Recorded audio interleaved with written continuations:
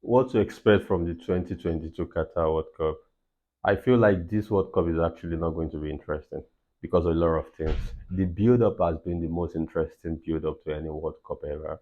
From the FIFA and corruption, selling the World Cup to Qatar or wherever, to Ronaldo dropping a crazy bomb on Man United before heading down to Qatar. It has really, really been crazy. A lot of players have actually gone down injured. We are not going to be saying the best player and the second best players in the world. And this is actually something I'm very sad about. Like, I wish I could actually experience the last World Cup for of which Benzema and Mane is going to be playing in. But as things are going like this, I don't think it's going to happen. And I'm most sad in particular because of Mane, because Senegal is like the best option of any African country actually winning the World Cup. And then without Sadio Mane, the things are not just the same. And all this injury crisis that has been happening is not actually the fault of the players or the fault of nature, or maybe their body is just breaking down unexpectedly. It's because of the kind of load of pressure they've put their body through in the past 2 3 years, because organizations the organizations in football have decided to become more greedy and more selfish, just wanting every penny that each fan has in their pocket for themselves. They've been hosting different tournaments, doing different stuff. They've packed the schedules of player to a level that you can't even recognize. And this thing has really, really affected a lot of players. Just take Mane for example. Mane don't break down. Mane don't get injured.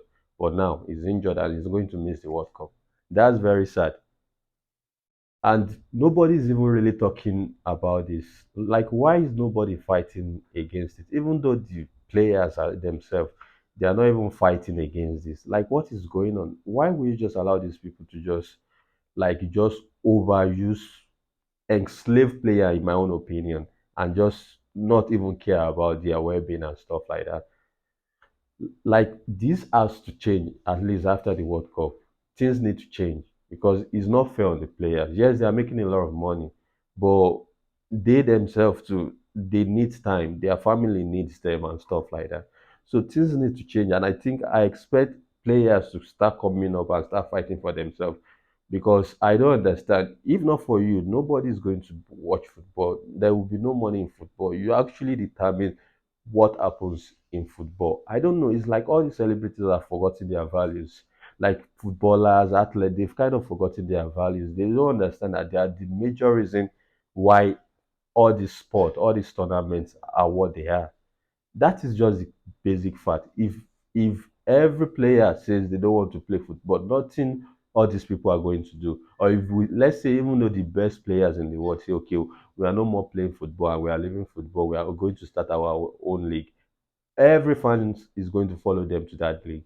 So I expect people to actually come up and do something about it. But let's talk about the World Cup. The reason why I feel like the World Cup is going to be a big flop is actually not something of surprise, because number one is being hosted by Qatar, and then there's been a lot of controversy around, okay, how they got the World Cup, and then how they are going to actually accept the world with their religious sentiments and restrictions and all. And we've been seeing it play out gradually. They've banned alcohol, which is something that I'm very, very surprised about. Like, why would you ban alcohol? Alcohol is actually synonymous to football. Like, but it has happened. They have the right because they actually control the organizations of the tournament. This is just money.